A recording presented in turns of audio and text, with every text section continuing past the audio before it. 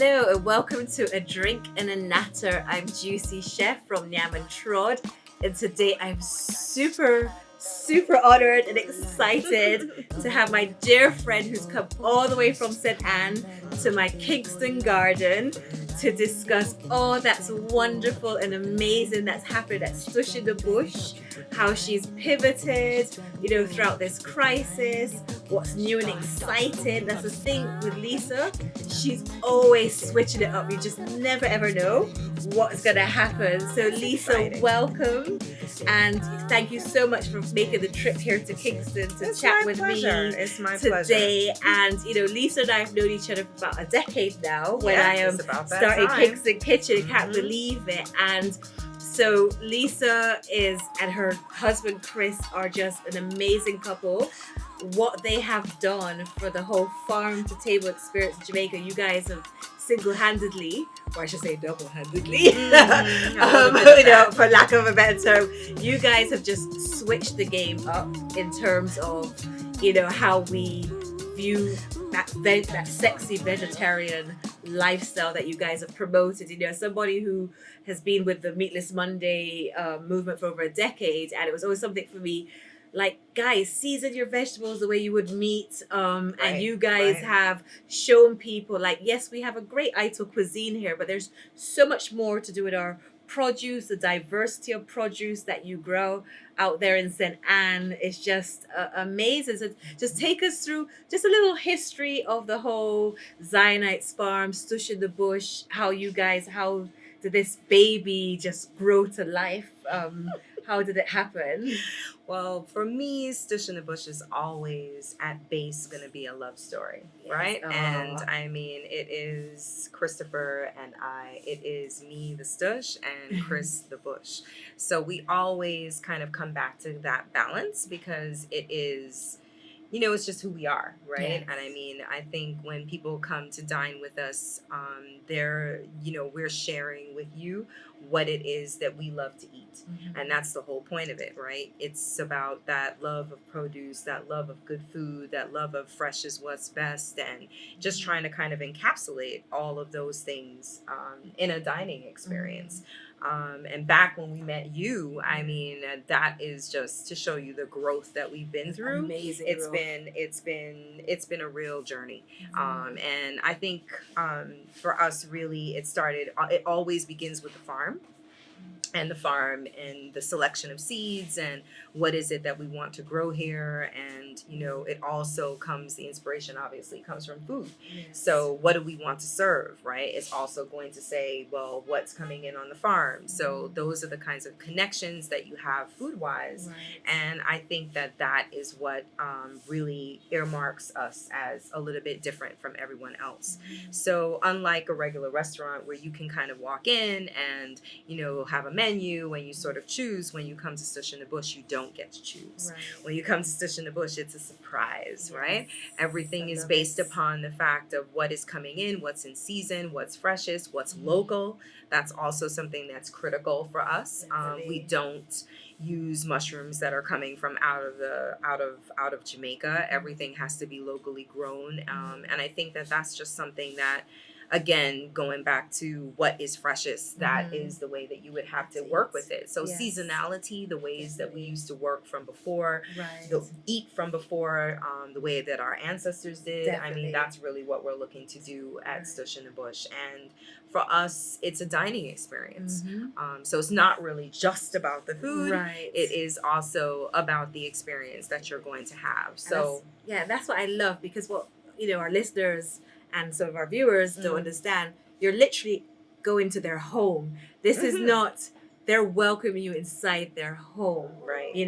So this is why I think it's even more special, because, I've been to other farm to table experiences abroad, but it's just a commercial entity, right? The people who actually live there, we're actually coming in into your home, and I love that as well. That has always been sort of the impetus. I mean, for me, as a traveler, when you go abroad to France or to Italy, and the farmers have hung like this bundle of herbs outside the door, and if you see that, then that you can come in and possibly get a meal. Right. So for us, it's that same sort of a experience. Right. We want you to be able to experience what is coming in on the farm.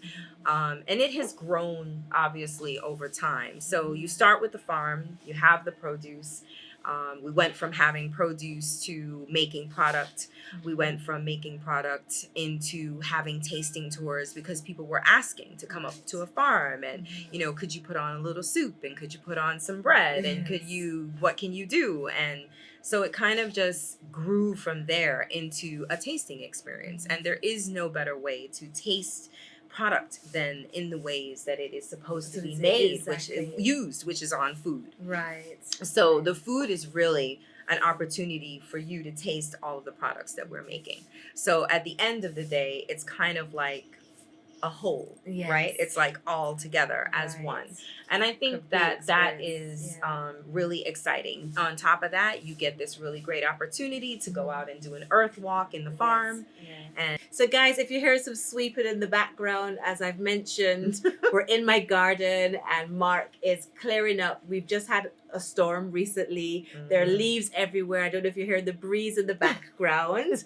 You know, this is a very rustic setting. So he's, you know, again, this is very unscripted in my garden with my dear friend having a drink and a natter.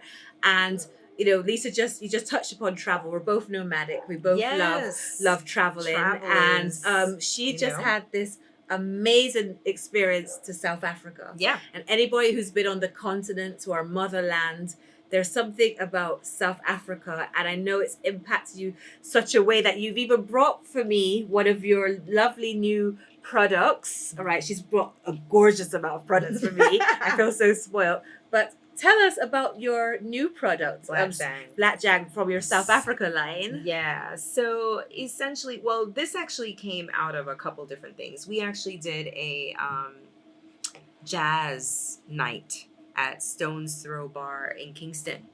And we were providing the food. And I thought, what better way to do this than to have some authentic sauces that go with it. So there are two sauces that we made. One was piri piri, which is a hot sauce that has Portuguese influence, but it's made from our bird pepper on farm. And then the other is blackjang. And blackjang is actually a really hearty sauce. It's really meant for meats. But it just has a really great flavor. It's very reminiscent of tamarind. It's like a sweet and sour type of vibe. They use it quite a lot in Durban with bunny chow and things of that nature. So we did a bunny chow and slap chips for that night at Stone's Throw Bar, and we served blackjang and piri piri. So it was like perfect. Yes. And then last year in September, we traveled to South Africa. And I mean, it just was a fully life-changing experience. We went to Cape Town, we went to Hermanus, we went on safari at Sambona, and then we went to Stellenbosch. And it just kind of impacted us to the point that when we closed in March for COVID, we thought about our reopening and what that would look like. And we just pulled on all of our South African experiences in order to do that. So we pulled from Warwick Estate in Stellenbosch, and we were able to kind of like design this al fresco dining experience outside. And they had quilts and they had cushions and they had these low tables and they had all these crates that the food was brought out to us in. And I was like, well, they say imitation is the highest form of flattery. And honey, I just took that and made it our own. And that's exactly your, Jamaican Bayesian. Yes. So you take all of those things and you kind of like make it your own. And our, Chris made the tables and Chris made the palette boxes. I went in with the sauces. And so we've been making things like shakalaka, and we've been making something called amasi as well. And now our piri piri and the blackjang kind of come right back full circle. So it's really wonderful. And then to support that experience, my very good friend Jessica Ogden, who it's amazing. She is a textile designer, and she is her label is Jessica Ogden, so it is eponymous, and it's just wonderful because she's designed these quilts and matching cushions and prop cushions for us. So there are 5 sets of designs. Each one of them is named for one of our sauces. If you do get the quilts from us, you get a sauce of each one of the quilts if you buy a quilt set, and they are just beautiful. Yes. They kind of take the unique dining experience up another level. And we are always thinking about how to take that up a notch. So the piri piri is super colorful. The black jang is super colorful. The all of them. We have the amasi and we have an amarula as well, labeled after the rum cream. Yes. And then we also have, did I name all 5? Yeah, Let's see. Jang, Black peri, jang, peri, amasi, amarula. So there's one more. And it'll come to me. Yeah. The brain is. Yeah, no, but I totally understand. In fog. Yeah. No worries about not 5. It'll come up. It will come up. But you guys will get to see and purchase these, right? We can. Yeah. So I think, and we're also open to shipping abroad. So that's also something we've had a couple people who have asked about that as well. That's fantastic because we've got a lot. Oh, most the last one is shakalaka. Shakalaka, and that's amazing because a lot of our Nyam Trod actually, so funny. The majority of my Nyam Trod audience are actually overseas, right? And I think this is so special. Again, we're talking about the things that are special in the Caribbean. Right. A lot of Lisa and I are very political creatures. We're very conscious creatures. Right. The whole Black Lives Matter, what was happening, and what we found was that as much as we both adore the United States and our African American brothers and sisters, and we are compassionate, we just feel like the conversation has been, the rest of us are left out. The global South has been left out, where, we're seeing, all of these people being lauded, and rightly so, because they're absolutely brilliant. They're people we follow, we adore. But there's a lot of talent here in the Caribbean, in Jamaica, Barbados, which is Lisa's origin as well, that we have not been invited to the table. Maybe because we don't live geographical. Sorry, tongue-tied. And I haven't had a drink yet. No, my in the gosh. geographical space. And we want to showcase. So we were speaking, Lisa and I were speaking a few months ago that, we need to create our own table. Right. Our mutual mentor, Novia McDonald-White, also, has been doing these wonderful conversations and webinars with us, and so we're, there's this beautiful movement within Jamaica with, Jamaican creatives, and throughout the wider Caribbean, where we are beginning to connect with one another, say, hey, what are you doing? What are you doing? Can we collaborate? Just like, Lisa and Jessica with this amazing collaboration right now, and there are more that, we haven't even mentioned here, today that's happening. And, I just find that the world is waking up to the Caribbean. Yeah. Caribbean cuisine is becoming hot. Yeah. I was saying with another guest, Jamaica is more than jerk. Something that you have shown, I have shown through my food media as well.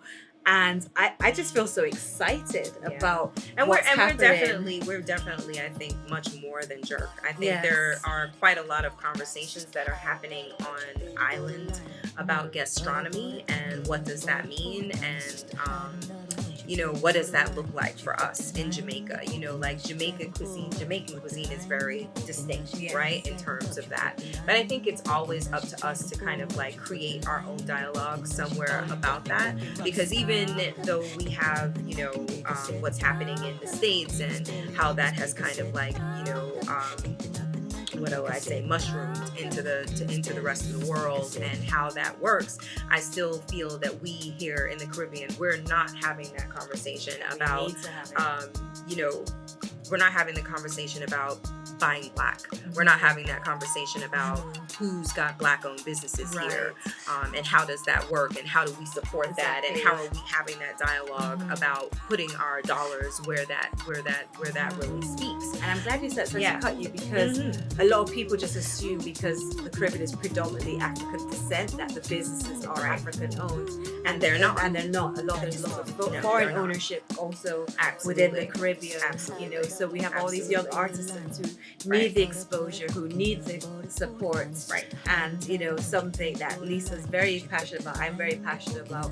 And, so, we're having this discussion, whoever's listening to us, Yeah, we're still a part of that dialogue. I mean, one of the reasons primarily why I say al fresco dining is because I refuse to use the word picnic anymore. And that has been a huge opportunity, not only for education, but also for dialogue on the farm, because people ask that question. And although the word itself has French origin, les picnic, yes, unfortunately, in the United States of America, there was quite a lot of lynchings during Jim Crow and before that. And during that period, people would amass together, white folk would amass together, and they were having a picnic, and it was to pick a nigger. And for me, I feel like I need to kind of I don't even want to reclaim it in any sort of way where we've sort of taken that word and, we use it with each other and we feel that we own it. I kind of don't even really want to get into owning that word. And I'm glad. And so for me, that whole point of using that word, I've just taken it out. I don't want something that has this connotation of strange fruit. I don't want the word that has the connotation of holding on to an ear or holding on to some teeth or something else from a Black person who's been lynched and burned. So that part for me has kind of gone to the wayside, and for me it's always going to be al fresco dining. It means the same thing. It's actually a little bit more stush, and I feel that it's much more representative of what it is that we're trying to do.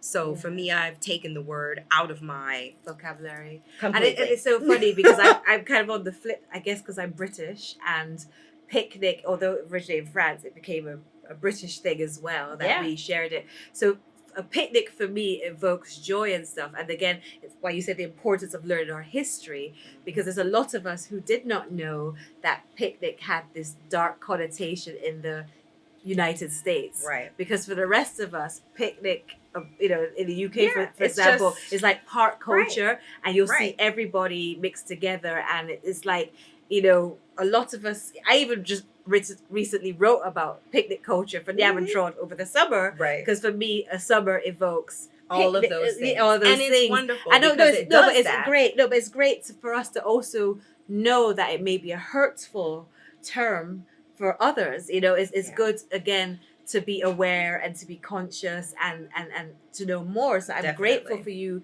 today to share that bit of history that a lot of us are ignorant about. We just did not know. And it goes back to curriculum, the curriculum and what is left out when it comes to Black history taught in schools. Of course. Again, it's always the slave period. Of course. They never tell us about the what's his name, Musa from Mali, was the richest ever of history is always written universities. by the winners, definitely, right? Yeah, or by the conquerors, right? And so because we have that kind of dialogue that has been ingrained in us for so long, we sort of just kind of a lot of times go with things until we get old enough to want to question, definitely, or to want to see something a little bit different. So I feel like, I mean, up until the other day, I was still using the word as well. Yeah. But for me, I think because of everything that is going on, I'm hypersensitive to a lot of those things. And I do want people to understand that there's a reason why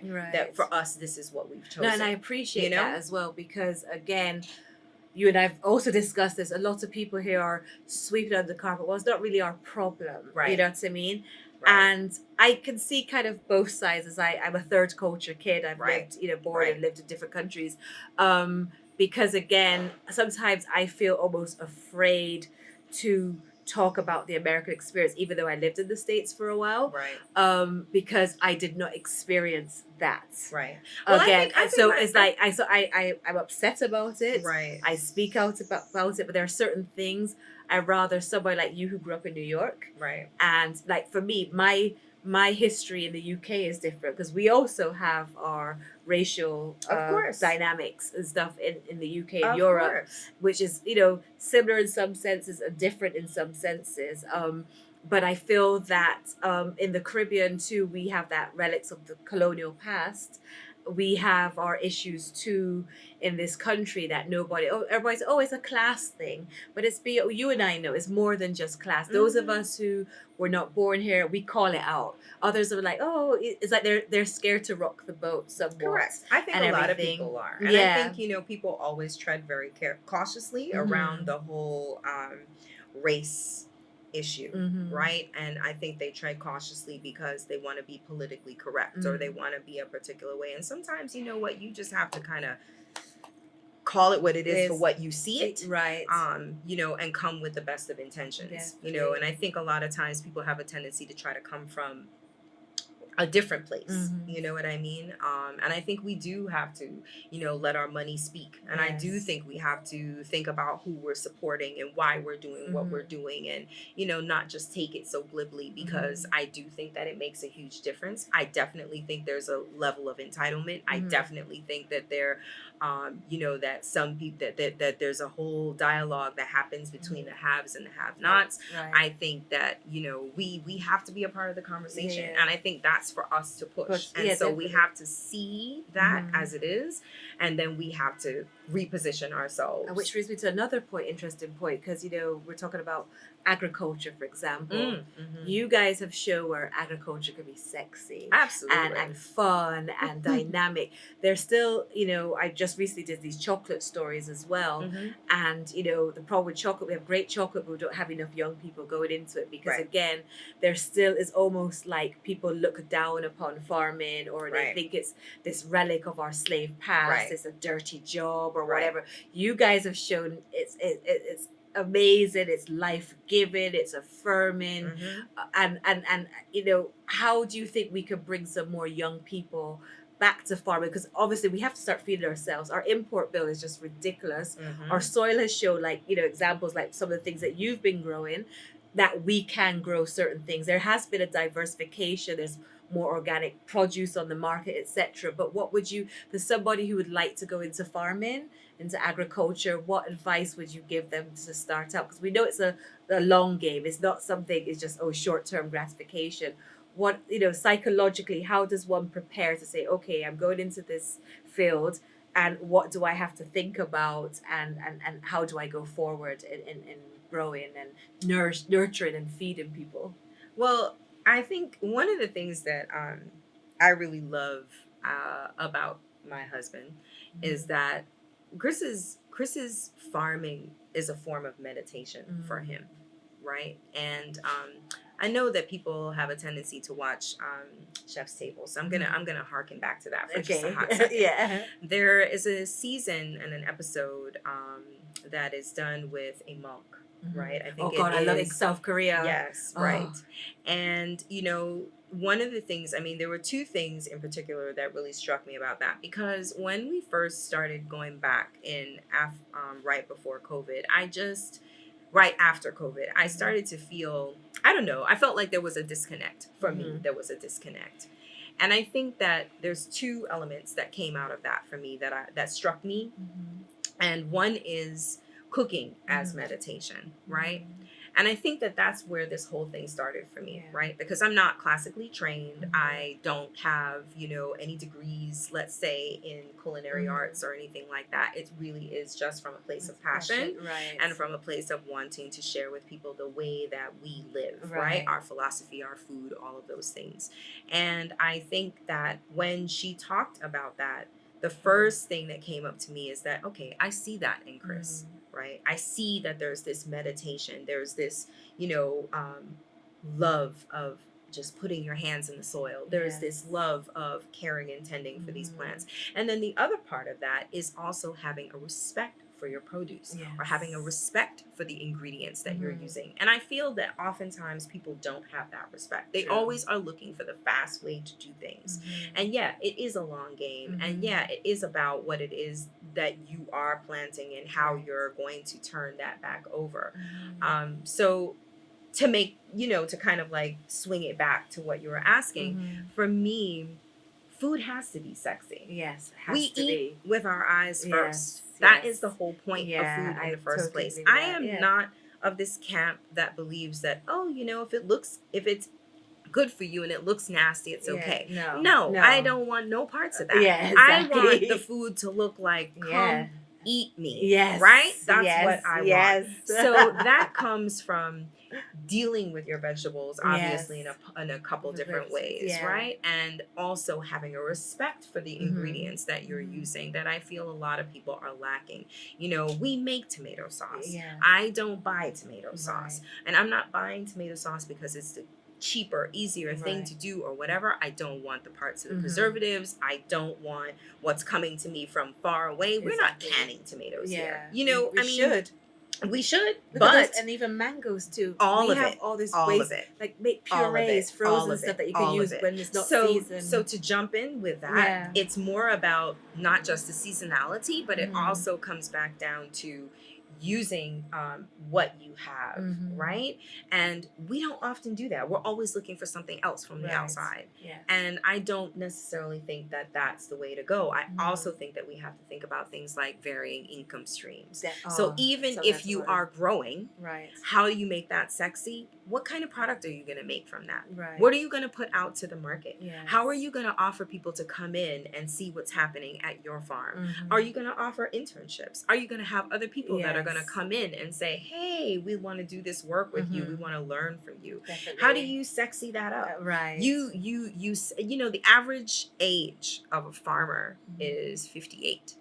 It's aging. We don't have enough young people. And you don't have young people seeing it as a sexy job. But on the same tip, there are a lot of young people that are getting into it now. And I feel as though you can see that people want really good food and people want clean food. This is the other thing. So you have a lot of folk who are farming now and putting together baskets or putting together boxes or putting together groups of people who have things and making their own cooperatives and trying to work from that angle. We participate in a cooperative that goes out towards Mobay right now. There are a lot of people who I think are. So I do think that, you know, you just can't hold on for, you know, who's going to buy this at the lowest denominator, at the lowest cost point. You have to think about, how am I going to create a niche? How am I going to grow things that maybe other people aren't growing? How am I going to take that and be really boss at this thing? Sometimes it just takes being boss at one thing crop really well. You know, Nyam Trod, again, is all about my friendships and promoting my food community. You know, everything I've done from Kingston Kitchen to Meatless Monday, now Nyam Trod. You know, JuicyChef is about community. We all share, just how you've lifted me up, I've lifted you up. You know, we're the food. That's what I love about this island's food community. We really truly are a family. We're tight. We all support each other, look out for each other. And that's we hope that this, you know, grows even deeper and richer for all of us. So guys, thank you for joining me and Lisa on today's episode of A Drink and a Natter. So you'll see, you know, so hope to see you guys soon. Please follow Lisa. She's on Instagram. Her page makes you want to salivate. Again, like she said, order her products on her website. They're beautiful products. They're seasonal products. There's no excuse not to eat clean, eat healthy, eat local. And, you know, like she said, you know, when we cook, we put our love into our food, and you can taste the love on every single product. I mean, like, the first two ingredients on every product are love and affection. Because that's where it has to start. Yes, definitely. Can't start anywhere else. Right? You know, and on that note, the rain is beginning to drizzle. You guys can hear that. You hear my wind chimes in the background. So we are going to have a drink before we run out into that rain, Lisa. So I'm going to fix the drink. So already I've started to half prepare, because again, we're outside. So in my kitchen, so in the glass, I've got some local Jamaican blackberry liqueur, some strawberries. Jamaica, we grow strawberries in the Blue Mountains, and some black mint and lime from my garden. And to that, the good old Hendrix. Now, Hendrix says we have to use cucumber. I don't have any cucumber right now. And as Lisa said, I should have asked you to bring some cucumbers actually from your garden, but you know, that was an oversight on my part. So we've got the Hendrix gin, and I'm just looking for my jigger. Thank you, Dad. So we're going to get 2 shots. So I like my drinks kind of strong, eh, Lise? Oh. You know? So we're going to have 2 shots. So that's like, as Americans say ounce, in Europe we say milliliters. That's like 30 milliliters. Yeah. So that's 60 milliliters per glass of this fine Hendrick's gin. And before I had the mint and the strawberry and the blackberry liqueur macerated. Yeah. All right, so we've got that. So beautiful. You could also use a simple syrup. I didn't have that today, to be honest. But you can add a simple syrup to this as well. If you like it a bit sweeter, you could. But, you know, Lisa and I, we can hold our drink, right, I'm Lisa? saying, my So we girl. don't. Yes, And we've got we the good old Fever Tree Indian tonic as well. That's that beautiful hue. So it's a lovely blush, you know, because again, we said we like our food and our drinks beautiful. Every Right? time. And then we're just going to add some ice to this to make it refreshing to deal with this Jamaican humidity. And sometimes I like to add grains. I wanted to put some pimento grains in here, but I used that off on my cooking yesterday when I made my pumpkin soup. We made pumpkin Right? this as well. Yeah. So Oh my I saw God. yours today with that beautiful coconut bacon. Yes. All right. So we have this Super lovely, refreshing drink. So Lisa, my dear friend. you. Oh, before I forget, sorry. One last element. Just a little squeeze, the last squeeze of lime, just to bring it out a bit. And again, you could garnish with whatever you want. If you have the cucumber slices would have been delicious in this. I'm So, sure my darling, this is going to be Thank you amazing. so much for joining me for a drink and a natter. It was a pleasure, you know, inviting you Yes. today. And Yes. safe travels back to St. I will, Anne. and hopefully you'll come out to the I'm bar. definitely coming soon, Yes, soon. yes. Every time, like you said, every time I go to Sushi Bush, I sleep well. When I come back home, I just feel this beautiful joy and peace within. Thank you, because that's what I know. Pretty special. Yeah, definitely. So Yeah. cheers, my Cheers, my darling. darling. Cheers to every success with Thank Sushi you. the Bush. And you too, because Thank you. this is an amazing journey. Oh, that thank are you. on. Thank you so much. Love you loads. Cheers. And Cheers. thank you to our Nyam Trod listeners. Thank That's you for pretty joining delicious. us for another episode. Oh. I said that is pretty delicious. Yeah. I'm glad, you know, because I appreciate and respect Lisa's palate. So once I've got a Lisa's seal of approval, Oh because my as God, you know, I feel the same way. Yeah, the thank same you. way. The Yeah. same way. Nyam Trod and JuicyChef, the pictures, yeah. amazing. Thank food. you so much. Thoughtful food. Thank you. And again, Yeah. like you, everything is local. Of I course. just try to do it with that little, twist. A little bit of Yes, yeah. We have to show We do what have to what show we that have. we are still global.